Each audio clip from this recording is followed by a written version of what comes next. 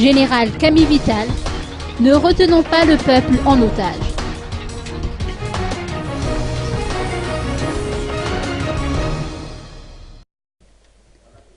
Je demande aux acteurs politiques de ne pas faire souffrir le peuple et de ne pas le retenir en otage, a exhorté le général Camille Vital, candidat à la course à la magistrature suprême, en réaction à la situation actuelle et aux tournures que prennent les événements.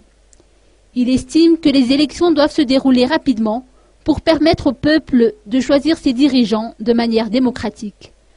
Interrogé sur un éventuel ajournement de la date des élections, l'ancien locataire de Mahazoarive s'est dit fin prêt pour les scrutins, avec ou sans report du calendrier.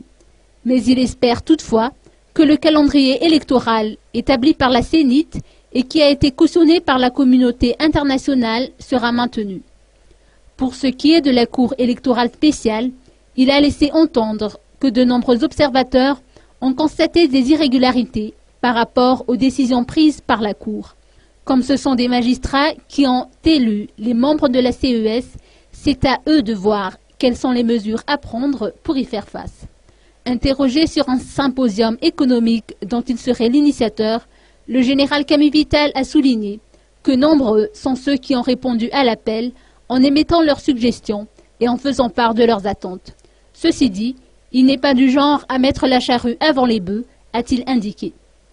Ce candidat au présidentiel a noté en marge d'une visite au Salon international du tourisme organisé par l'ONTM et le ministère du Tourisme que la Grande Île dispose de potentialités énormes et qu'il importe de voir quelles sont les mesures à prendre pour faire développer davantage le secteur touristique, un secteur clé de l'économie, à l'exemple des îles Seychelles.